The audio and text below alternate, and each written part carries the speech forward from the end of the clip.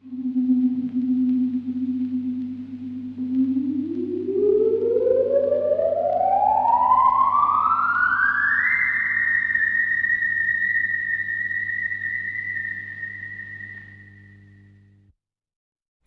everybody, I'm Josh Golding here with my friend Tyler Smith, and we are going to talk once again about classic sci-fi television, TV shows that were high watermarks, both in TV but specifically in sci-fi. And today we're going to be talking about that excellent series, The X-Files, that ran on Fox and in syndication from 1993 till about 2002. Which I consider to be the last really good sci-fi TV show.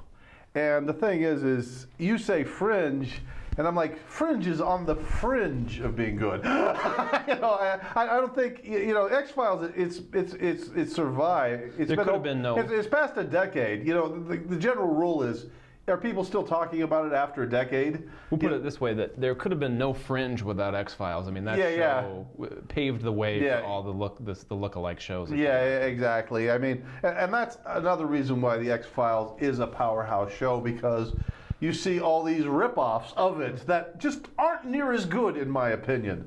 Now I haven't seen Fringe. I stopped watching sci-fi television after the X-Files, because every time I watched something, I was just so disappointed. I just gave up. I agree. But I'm going to throw down the gauntlet here. I'm going to throw down the gauntlet and say definitively that the X-Files was the last good sci-fi TV show, and I'm putting out the challenge out there for someone to pick up the gauntlet and run with it and say, we're going to do another good sci-fi TV show. You really wish they would.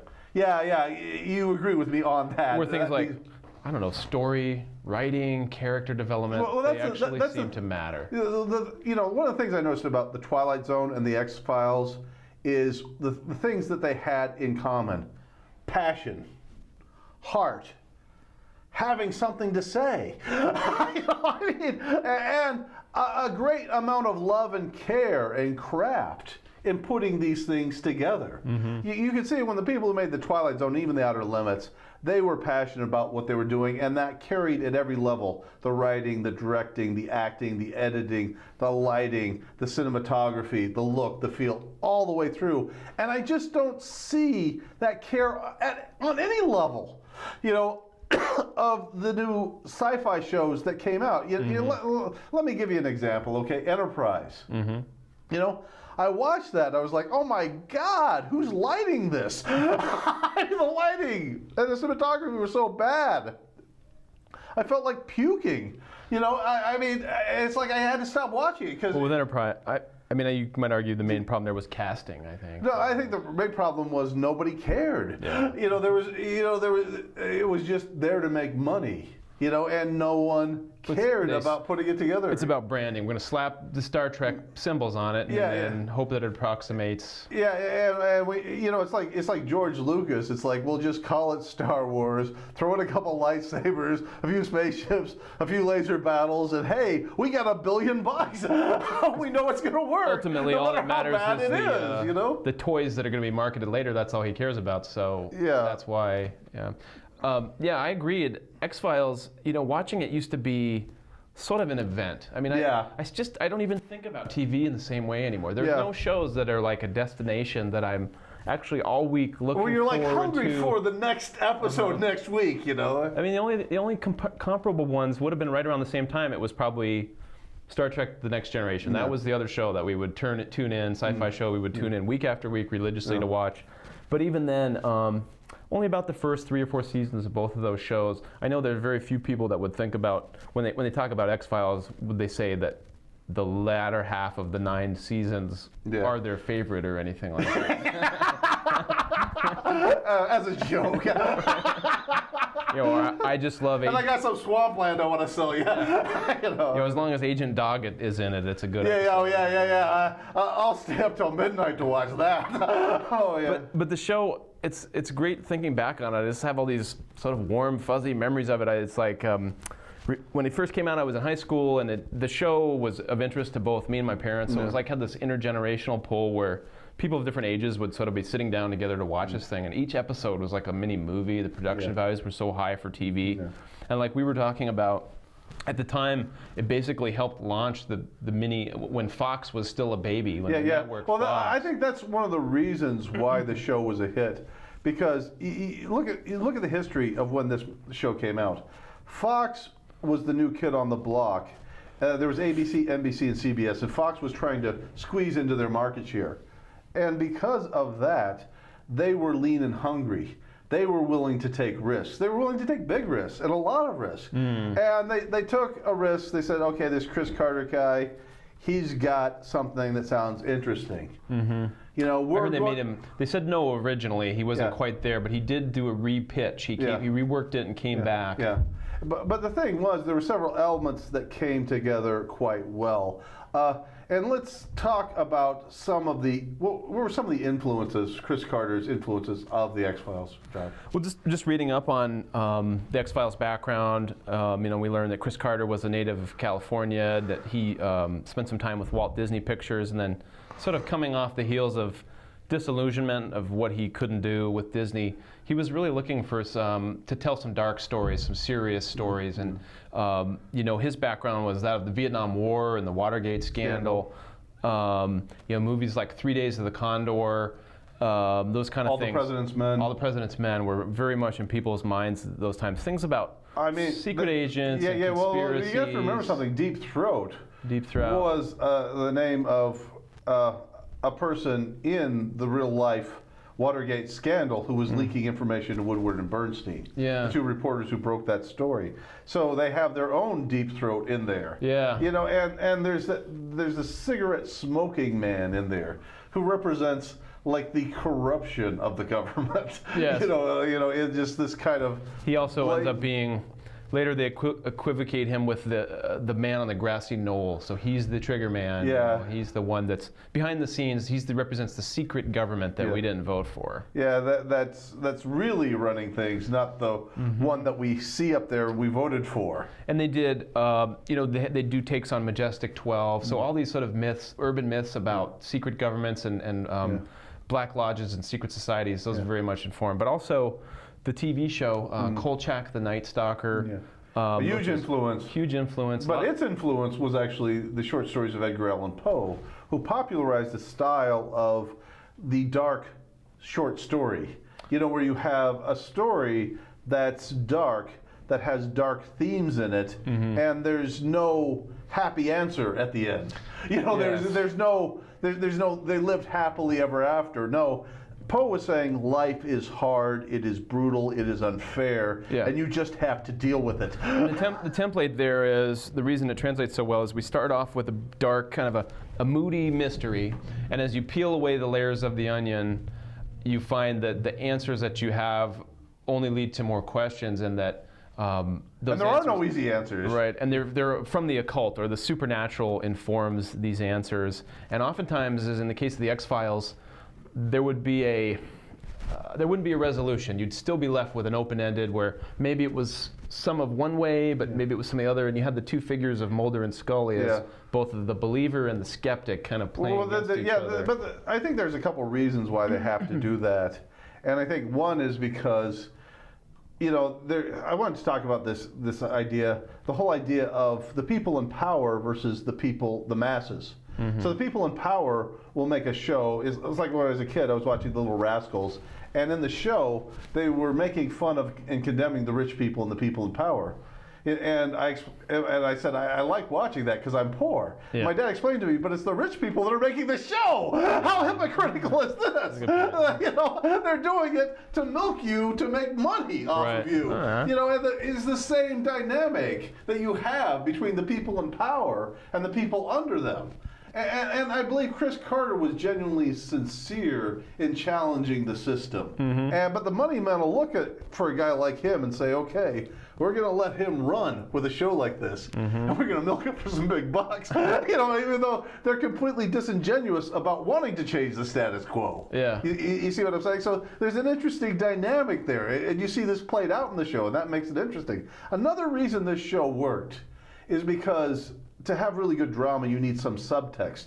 You need some things, tension under the surface of what's going on. Right. And David Duchovny and Gillian Anderson, these two actors, they really didn't like each other. I had heard that. You heard stories about I really don't. behind the scenes, just sort of coolness and just kind of standing offish from each other. Yeah, they really, but that gives the tension to their scenes. That really works on camera. He sort of thought he was a movie star, and I think he sort of treated her like an outsider a little bit. Yeah, they really didn't like each other. They really didn't hit it off. You know, it's interesting. If you ever watch Combat, you remember that old show with Vic Morrow? Yeah.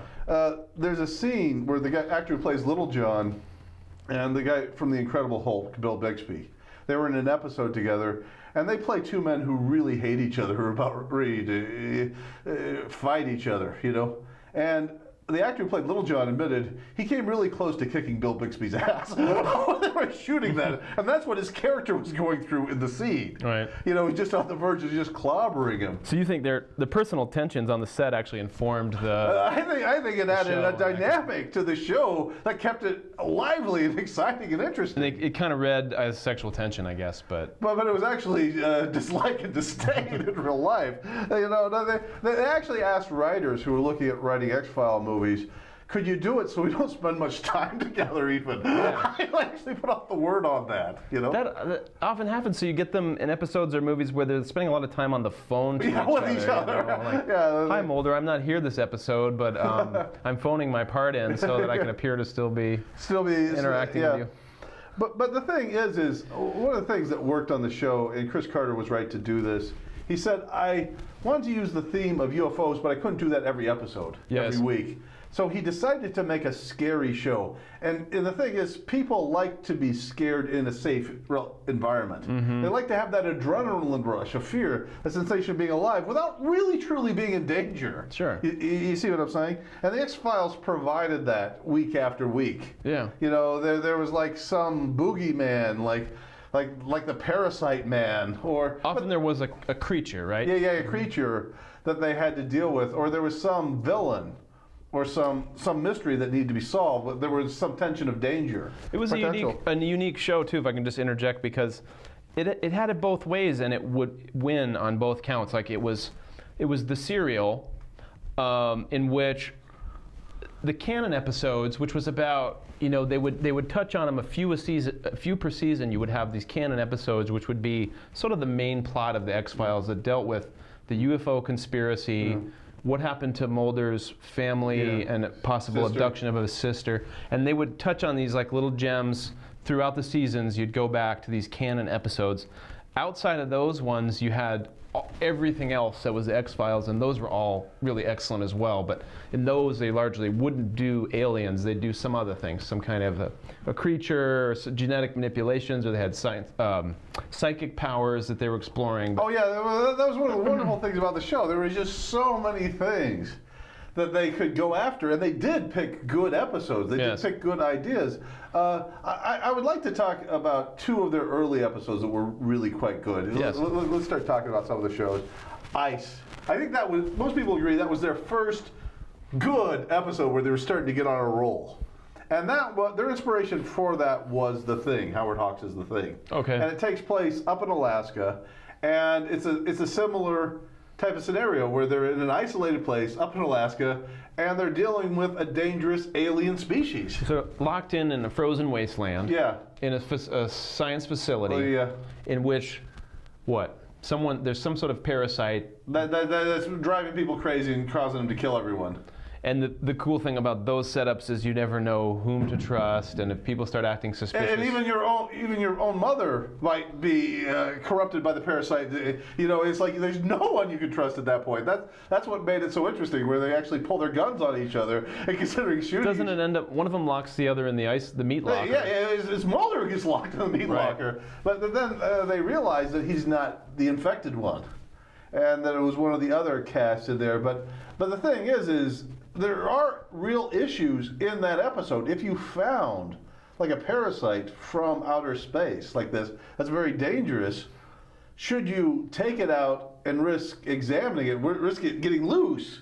or should you just torch the entire facility, Mm-hmm. you know, without risk, you know? And in the end, they decided to torch the facility, you know, for the safety of the public. And those aren't easy calls to make, but this is the sort of thing, this is what good writing and good storytelling is, to where we can sit around afterwards debating the decisions that they made.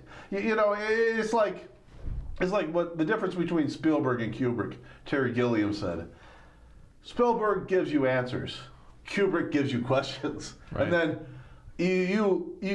we debate how we answer the questions. You know, whereas if we have the answers, then there's no debate. So the audience is drawn in, and they're invested in the story because they're taking a more active role of unraveling the mystery and putting the pieces together. Well, one of the things that worked about the X-Files was the show gave people a false sense of empowerment, I really felt.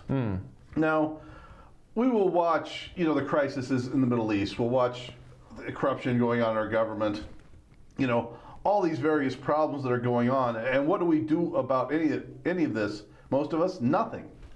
You know, unless you're like someone like David Gilbert, a member of the Weathermen, who decides, okay, the government's corrupt, I'm going to rob a bank to raise money to overthrow the government. Yeah. You know, and Gilbert ended up getting sentenced to 75 years to life in New York State prison. You know, but most of us won't do that. You see what I'm saying? Most of us are like, okay, I got a job, I got bills to pay, I got to focus on that. You know that. So we feel a sense of impotency as a public, but by watching Mulder and Scully, you know, fighting Big Brother, fighting the system, we get a sense of empowerment through them. You see what I'm saying? And not only that, even if it's a false sense of empowerment, we at least feel it. You know. Right. And the thing is as they dig towards the truth, we feel we're actually getting closer to the truth, but we still have the same problem. The money men who control and run everything are the ones who have the final say in the scripts. So they're never going to let us get to the truth. It's funny because that happens in their stories too, where they'll reach a certain plateau, and then someone from on high will tell them, "Well, guys, we need you to not look any further in this direction." And that's sort of sometimes that's the that end. does happen, or reverse what they said was true earlier to just keep you guessing all the way through. Yeah. So I mean that's an interesting dynamic of it. But the thing is also there's the endless debate, you know, going back even to Socrates. You know, what is the truth? You know? It's like Socrates, he tried to get his fellow Athenians to find the truth, and they were so happy about that, they killed him. He's like, what was I thinking? People spend their whole life trying to avoid the truth. They don't want me reminding them where it is. But the truth is out there. Yeah, it's out there. But it's like what my father used to say to me as a kid. He said to me, son, I don't have a problem with the truth. I don't bother it, and it doesn't bother me. I do what I want, and it does what it wants. But also in the show, truth is a huge theme, obviously, and then the other theme, I think, is belief. Yeah. As seen by Mulder's poster, and he's been marginalized in the bureau. He's been put in the basement as Spooky Mulder, and he's down there with his cinder block walls, and he's got the poster that says, "I want to believe," and that's also a big theme. Yeah, that is a big theme, and it does work. It gets us to root for him as a person. Another thing I liked about the show is the fact that Mulder, the guy's really kind of a flawed hero. You know, he's really kind of a loser. He's really kind of a screw up. You know, he even describes himself as a nuisance to his superiors and a joke to his peers. You know, and I think he's an unmarried, apartment living. He's almost never solved any of the cases he's been involved. He's a pistachio chewing, pornography loving bachelor who is forever in an apartment. The quiet, angry loner. And then on the other end of the side of the coin, you've got Scully, who's sort of the, your standard, respectable American, a single woman. But she's not a misfit like Mulder is, though. Right. You know, but she's more the skeptic. She's more the voice of caution and reason in there. But that's one of the reasons I like the episode Beyond the Sea, where her father dies, and his favorite song was Beyond the Sea, and they play that at his funeral, and then they go, Brad Dourif, very good actor, plays this guy who claims that he can communicate with the dead. And Mulder thinks it's all just a scam. Yeah.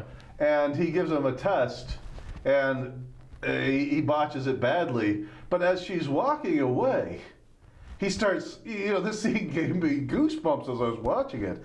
He starts singing Beyond the Sea. Uh-huh. It's like she's listening to that. It's like, how could he know that? Her father's at her father's funeral. Right. And then it's her father in the prison uniform looking at her. That was genius. Yeah. That was one of their very best episodes. And I don't want to give away too much about it, but just say, this is one you got to see. And it's like, it's like, episodes of Space 1999. It's like there were a few episodes that it's like, you should check out. But there's none I can say, you got to see this one.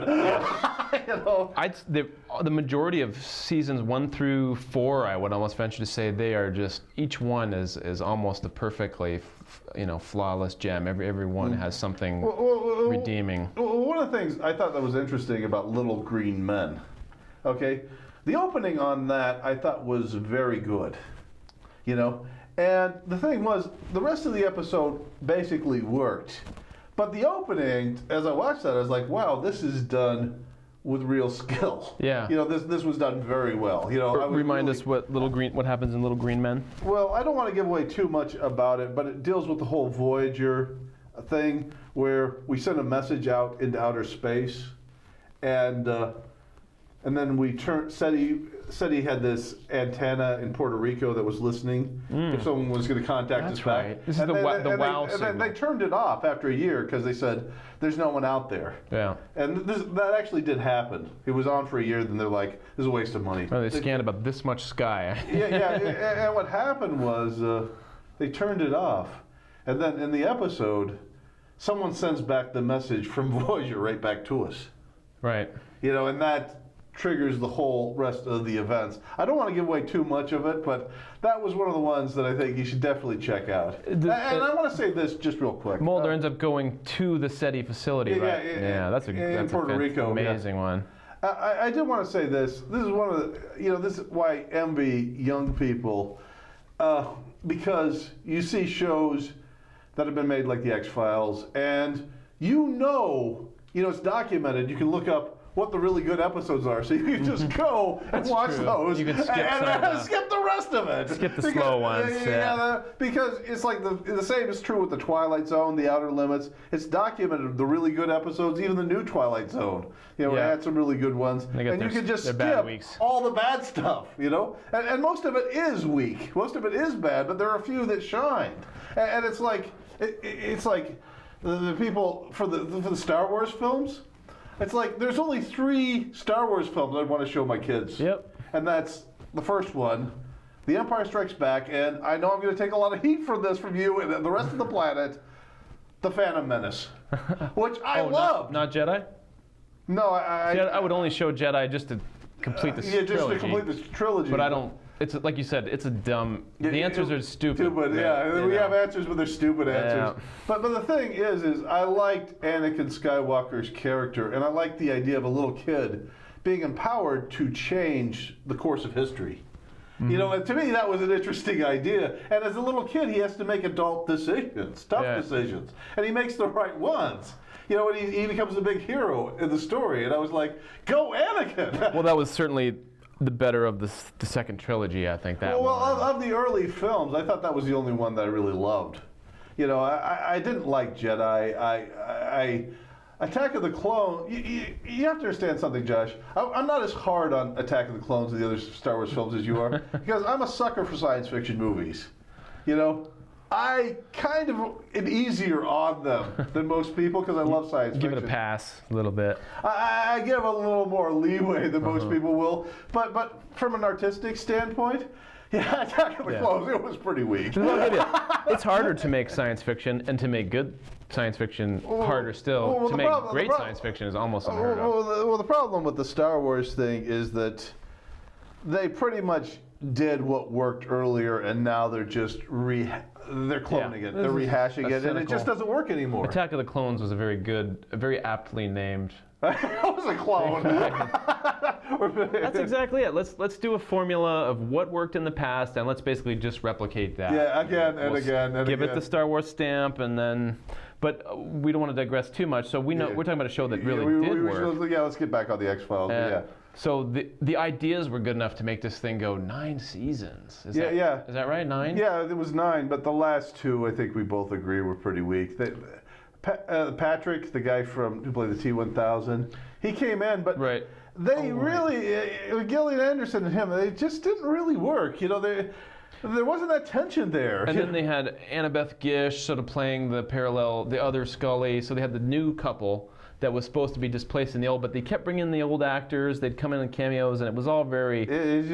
It smacked of desperation to keep a show going when it really should have. There's a saying in the industry that you want to stop when you're on top. You want to stop while you're still strong. Yeah. And they didn't do that with the X-Files. And it's really kind of too bad because the last 2 seasons were a joke. BBC, they go in, they plan, we're going to do this many seasons, and we're going to have an ending, and it's going to be an excellent ending that will be satisfying, but it will be over. Yeah. Or if there's such an outcry that we need one more series, then we'll bring out one more after. But American shows, it's money driven, and so if the dollars are there and they think they can squeeze another season out of it, however terrible and cynical it might be. Because there's so many people that are desperate for it, because they have so many fans who will still sit through it even though it's terrible now. At that point, X-Files was still just running on like hope and adrenaline fumes or something. It was basically running on empty at that point. And I would tune in from time to time in the last 3 years, but it was no longer the event that a group of us all looked forward to. We didn't get together to make popcorn and watch the thing. No. And we'd try to find things to like, and you just kind of were left wishing for the old setup, I think. Yeah. I wanted to talk about another episode, Humbug. Sure. You saw that one, right? About the circus freaks?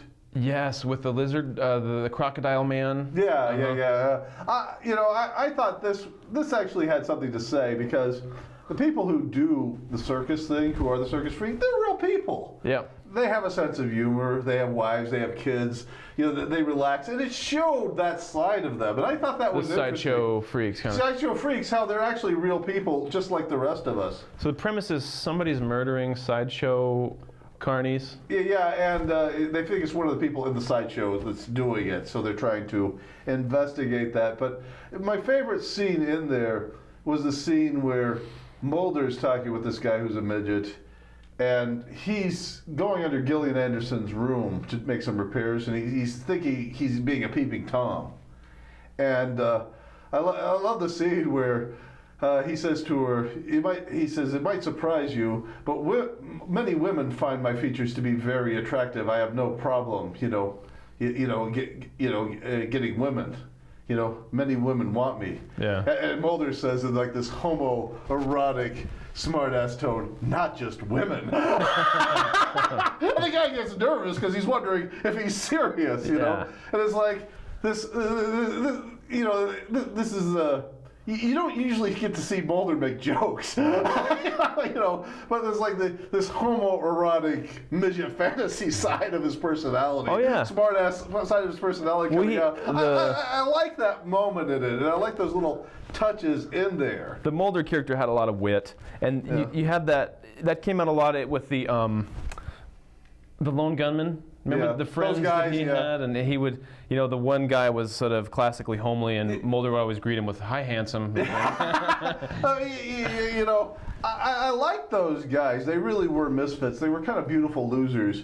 But I really felt there should have been a scene in there where, like, their mother comes up to all of them in the attic and says, "How about a conspiracy to get a job?" Get you guys out of the basement. How about a conspiracy to help pay the rent? How come I don't ever hear about that conspiracy? Right. You ever screaming from upstairs like, "It's time for your supper"?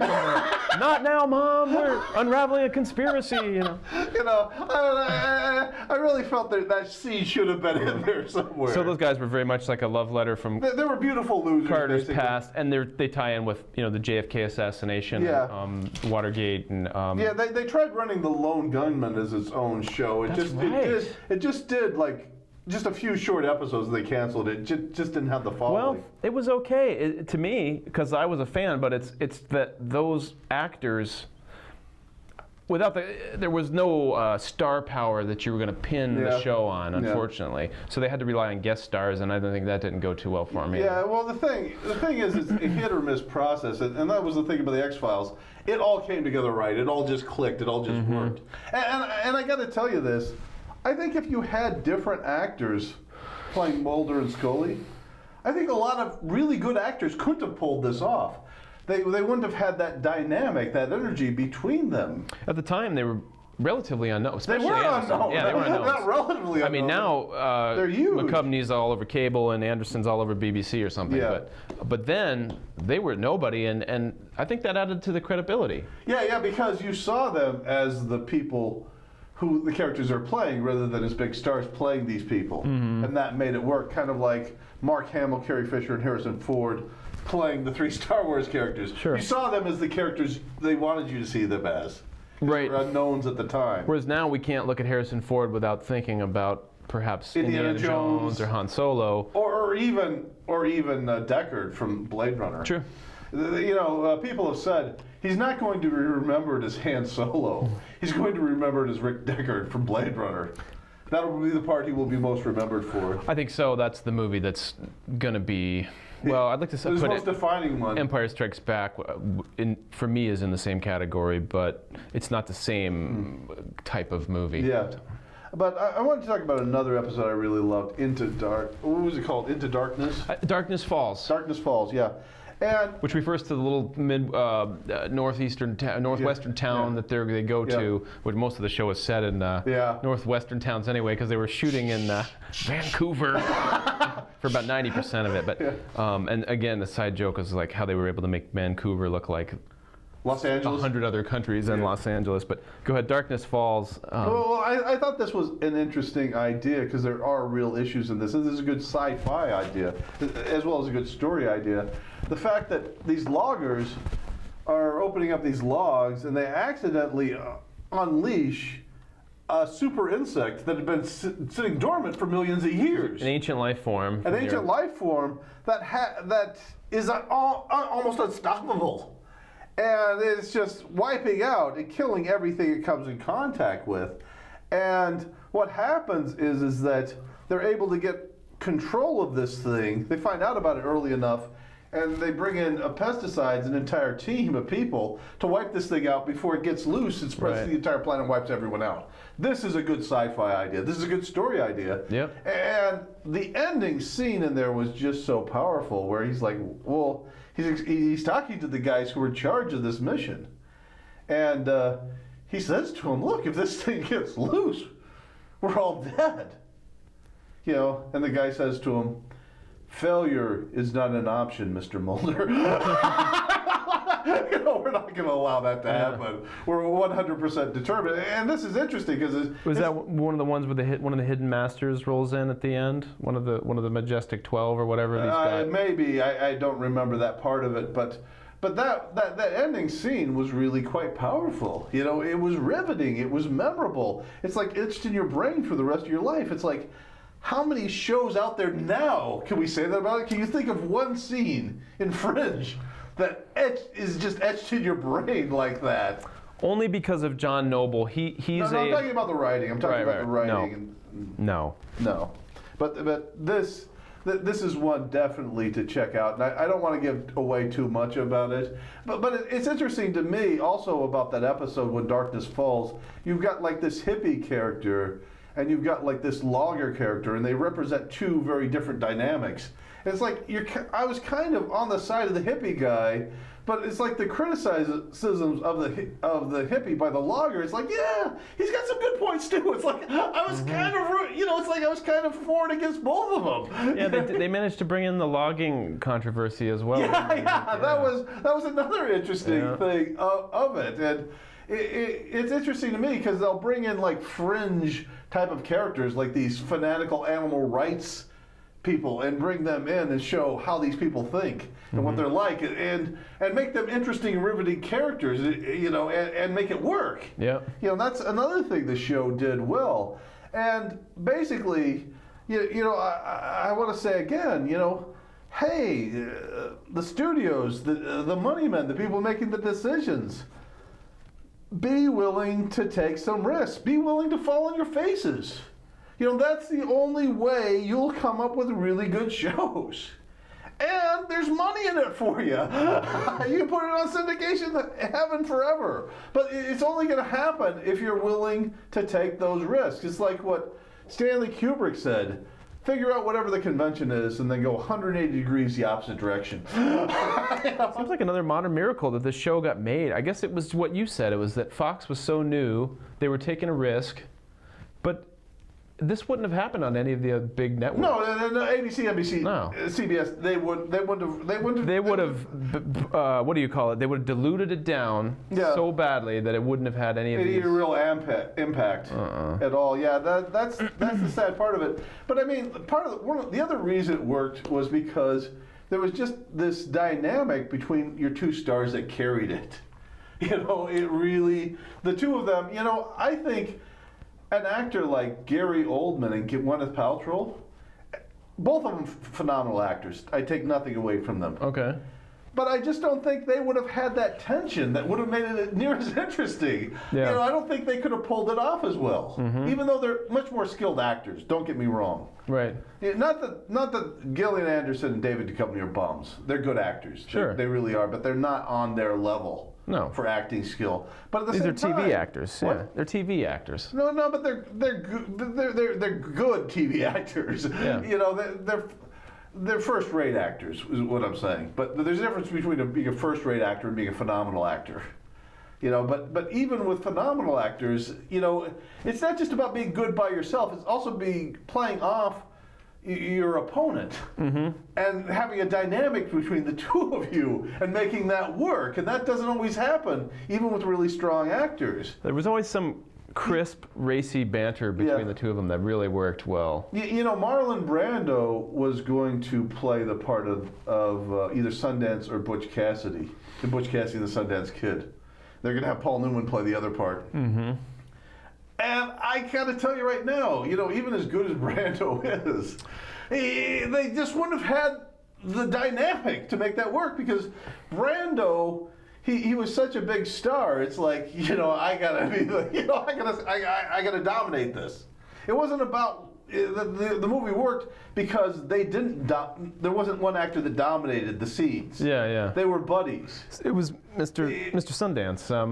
Robert Redford. Right. It's interesting because Redford was actually, he's considered in the industry to be a second-rate actor. Not a bad actor, but an actor of limited range. But still qualified to do the parts that he did, and he pulled them off. Yeah. Redford can hold his head up high. He's a good actor. He's a good man. But your point is that the scene wouldn't have worked because Brando, it's like he can't.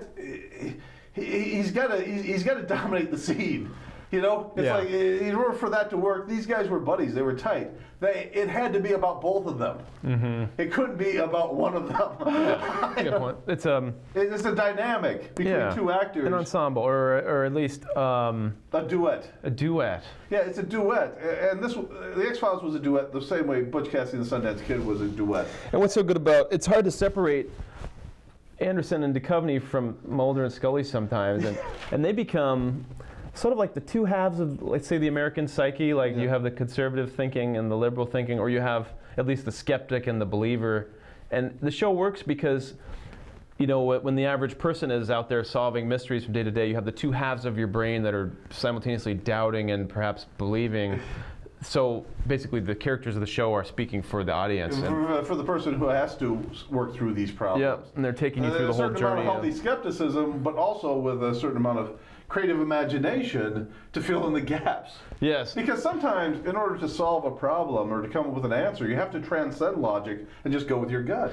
And there's so many parts of the show that prove where skepticism just simply is not appropriate. No. Once the overwhelming evidence has piled up in your face, it's time for a different approach. Well, one thing I will say about this, they listed the best episodes of the X-Files. I'll just list the names without a couple of them real quick without listing the plot. Drive, Triangle, Bad Blood, Never Again, Joseph Chung from Outer Space, Die Hand, Die Vertez,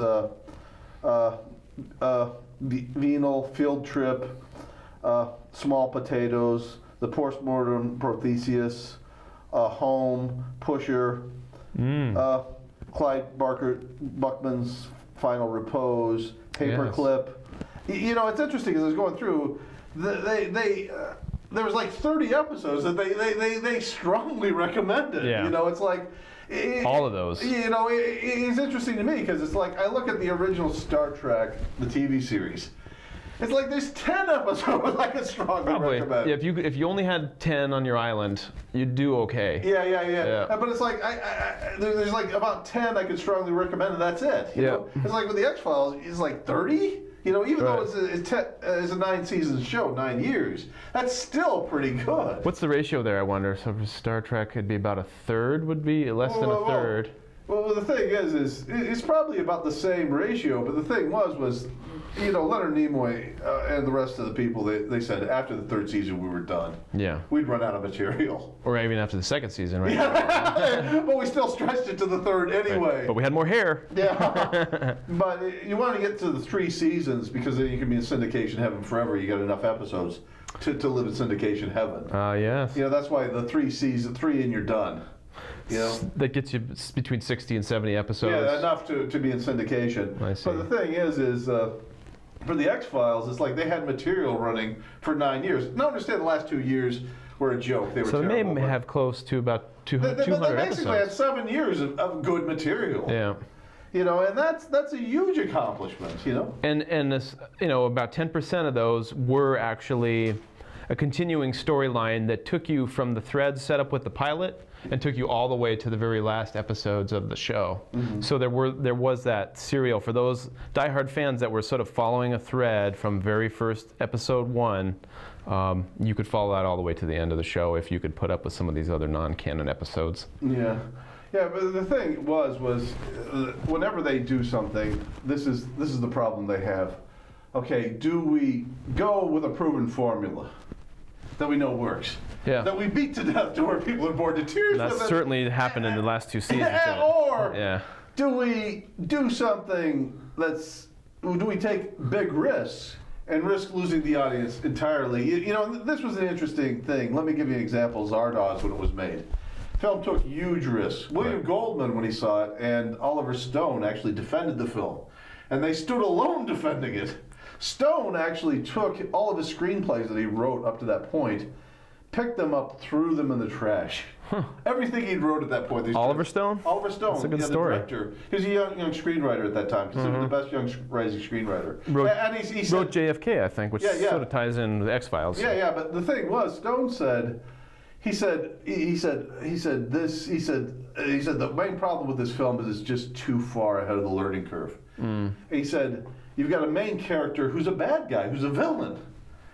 A bad man in a bad world dealing with a bad system. He said this is so more advanced than anything I've written, anything I've seen.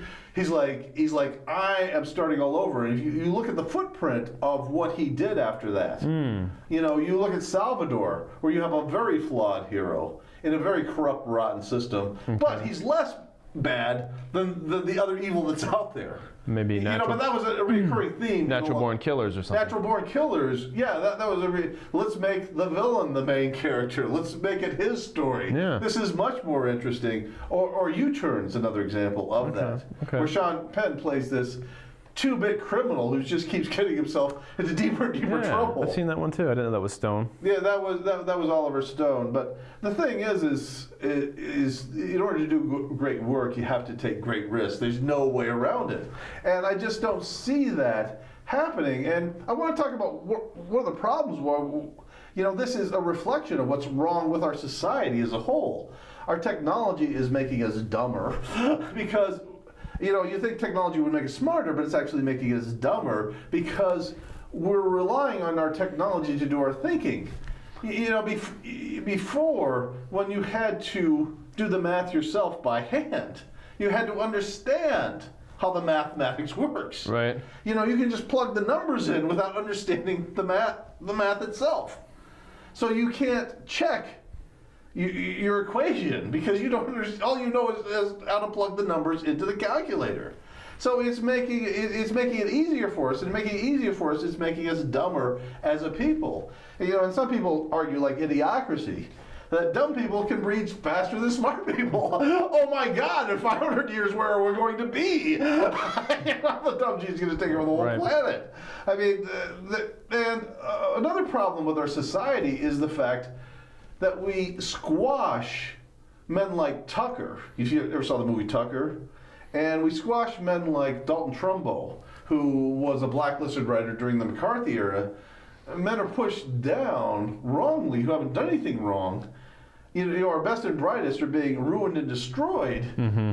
Well, men like George W. Bush are artificially being pushed to the top. Okay. And if this isn't a formula for disaster, I don't know what is. That's true. It's interesting because in Spartan times, the children had to go through trials. They had to go through training that was rough.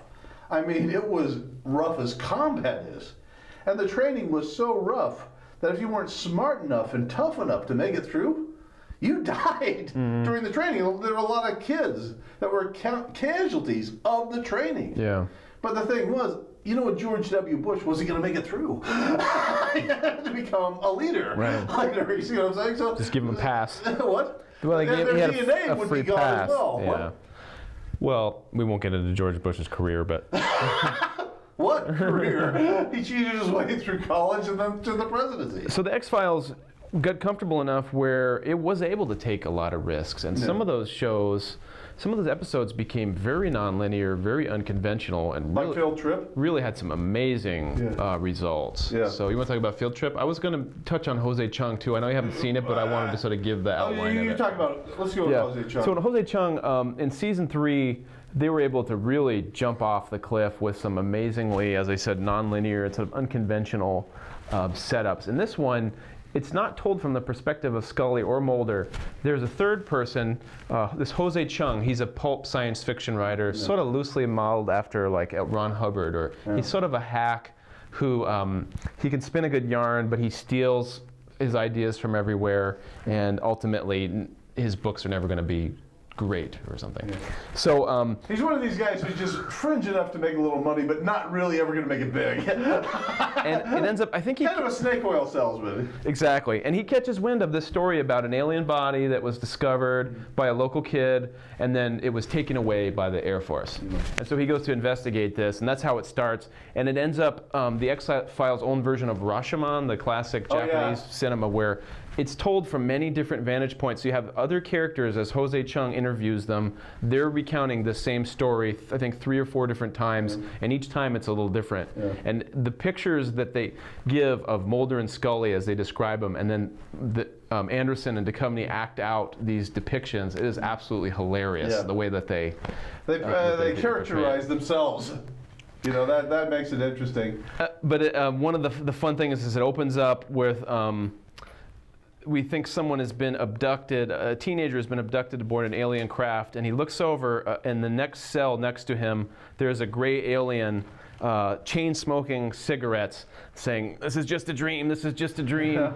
And just in time for a giant ogre titan to walk into the scene. And so all ideas of reality are turned on their head. And also you have a bizarre cameo by Jesse Ventura and Alex Trebek, the Jeopardy host. And they come in as men in black to basically rough up this person, the kid who's found the body. This is taking risks. And you have Jesse Ventura saying, the planet Venus is more often mistaken for an alien craft than any other celestial object, and what you saw was the planet Venus. And hilarity ensues, but it is the most genius. For me, that is the high mark, high water X-Files episode. I love it. But maybe second to the pilot. I want to talk also about the problem in the industry for a moment of reverse engineering good works. Okay. And what they end up doing, we were just talking about Star Trek today, if you want to. Yeah, but all of it, Star Wars, Star Trek, the Planet of the Apes. What they do is they'll look at what worked in the past, and they'll try to basically carbon copy that. Yep. But the novelty of it's gone. For one thing. Even worse, they pull out the sort of the threads. So in Planet of the Apes, there were shocks. Yeah. So we need shocks. Yeah. And there was jarring music, so we need jarring music. And there was a mutant, so we need the mutant. Yeah, but there was. But the thing was there was a compelling story that had something to say that we could learn from. Mm-hmm. You know, the heart, the integrity of it wasn't there. No. But just kind of the beats of it. Yeah. So the trappings are there. It's kind of like, a bad ripoff of a radio design. Like back in the '60s, the Japanese used to make really bad radios and TVs, and it is kind of like that. It's like a poor version of what had been done before. Right. And that's what I see going on. But the thing was when Dan O'Bannon wrote Alien, he wasn't going out there saying, I'm going to look at what's been done before and worked. I'm going to look at the entire universe. Yeah. Like Albert Einstein looking out at the universe and saying, okay, what do I see out there that's interesting? Uh-huh. And then he would say, okay, I see that predators strengthen the herd. That was his inspiration for Alien. And he said, okay, the human race has gotten to the top of the food chain. So now dumb people, get to live to be ripe old age and get to make more dumb people. He's concluding this. But what if on a spaceship we finally come across something that's a lot scarier than we are, and our technology can't save us. We're no longer at the top of the food chain. And if you think about that movie, they just make one mistake after another. And as soon as they do, they're dead. Yeah. One after another, real quick, boom. For example, don't go out there in the storm. What else? You can't come back because you're under quarantine. Yeah, it's interesting. Tom Skerritt, who the part of Dallas was written for him, he read the script. And he said to himself, my character is a fool. He said, if that thing was attached to my own mother's face, I wouldn't let her back on the ship. Yeah. He is out of his mind. He's like, are you kidding me? Kane's dead. I'm leaving him. It's funny how we shouldn't talk about Alien too much, but it's funny how they play it, because they make, for a second, you're down on Ripley for being sticking to the rules. The rules and being such a bitch, yeah. And then later, it's like, you realize she was right. Maybe they should made the right call. And I think what was interesting to me in the script was Parker, who hates her guts, openly hates her guts, is actually backing her up on that decision. Right. Later, he's like, well, maybe she should have left him out. He hates Ripley. You wouldn't have had the last hour of the movie. He's like, it wasn't my idea to bring this thing on board. He actually agreed with her on that call, Well, we better get back to the X-Files. But what I'm saying, my point is that Dan looked out in the universe and said, what do I find that's interesting? That would make a compelling, interesting story. And that was Alien. And with X-Files... But we don't see that. What we see is people looking at what worked in the past. How can we do it again? But they're not adding the passion. They're not adding the heart. They're not adding the integrity. And they're not turning them into morality tales. For stories to have any real weight, they have to be morality tales. There has to be something we can learn from these. Perhaps that was the inevitable destiny of X-Files too, was that with the end of it, they're really just trying rehashing. They're going back to what goes on. And they're playing it safe. That's right. And in playing it safe, they ended up being counterproductive. And it was unfortunate. But that's, as they say, that's the way the ball bounces. Okay, let's pause for just 1 second. What time is it? We're getting waved on here. We got 5. 5 minutes? Okay. Could you just tell the guys out there 5 minutes? Outside? Yeah, they're knocking on the door here. Okay. So, but the thing is we need to go back to that, and we need to go back to taking risks, and we need to look for innovators instead of imitators to step up to the plate and say, we're going to support these guys. We're going to give them the freedom and the leeway to do what they want. And let me give you another example of this. The youth division that came out of the of the movie Easy Rider, where they said, instead of fighting these independent filmmakers, let's bring them in, let's hire them, let's give them money to make a movie and give them the freedom to do it their way, and then we'll stand back and see what happens. And the results was they made 5 movies. 2 of them went on to be hits.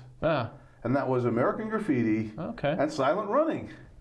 And they basically gave Doug Trumbull the freedom to do it his way. These were these 5 movies for $100,000 each. Well, no. The budget was originally started at $1 million. Okay. But the funny thing was, with Silent Running, Doug said to him, "Look, this is going to be a lot more than $1 million. I have a vision here." And they decided to, okay, we're going to give you, Hey. we're going to give you it. We're going to give you the money, but we're going to do it like a TV movie. You know, just 2 takes per each scene, and just the minimum Right. of what you need.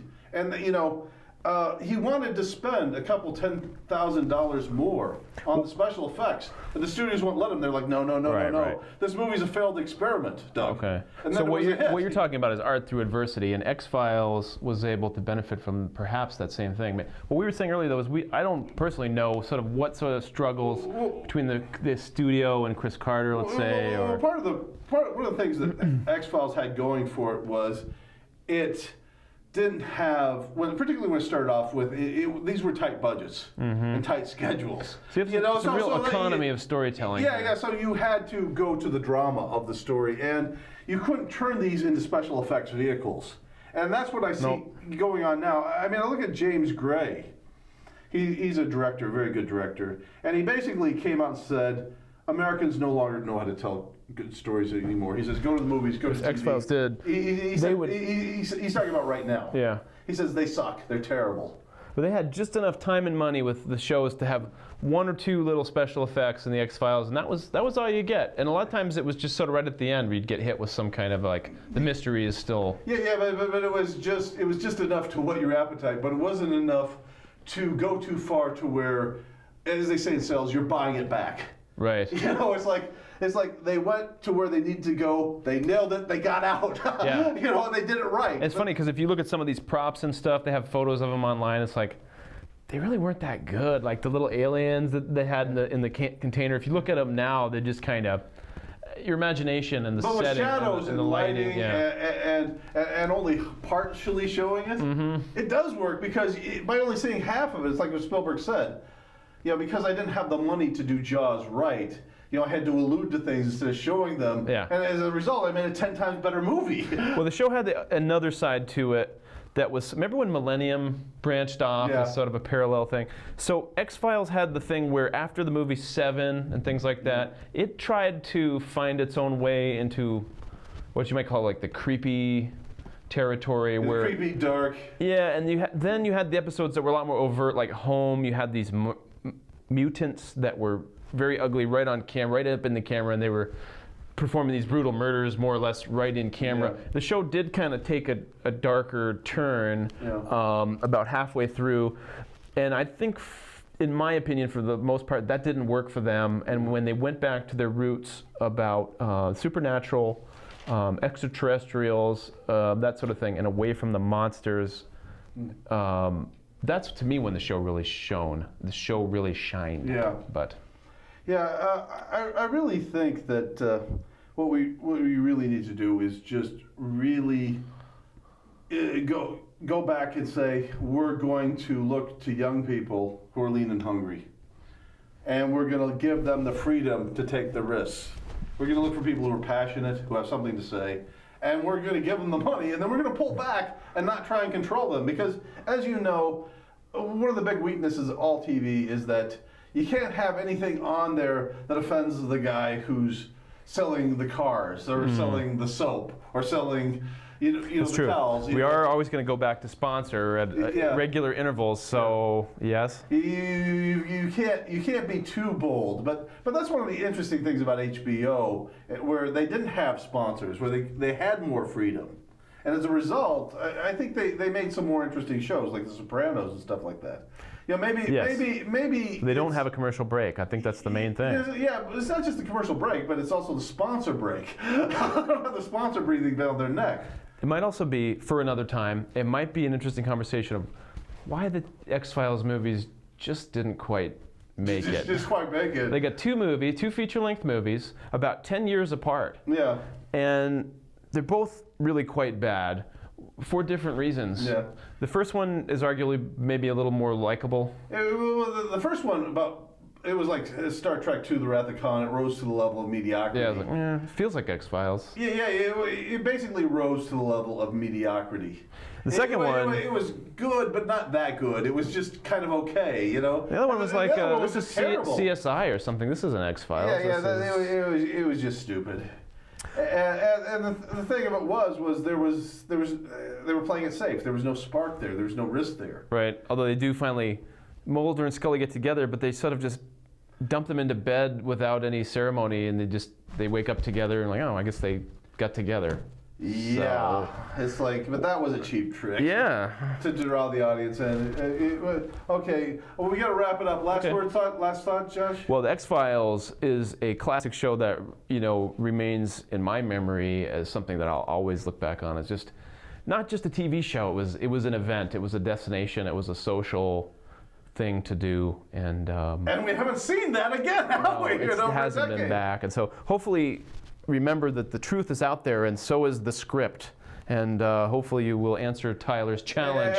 I'd like to quote Gene Roddenberry here when they were putting Star Trek: The Motion Picture together. It's a crazy business, And he said, we got a start date, but we don't have a script. Well, what the hell? Most people have a script and no start date. I mean, it's a crazy business, And let's just cross our fingers and let's remember that Poe and Twain, they were about the same time, and then there was several decades where we didn't have any great writers, but they got to be out there somewhere waiting to rise up.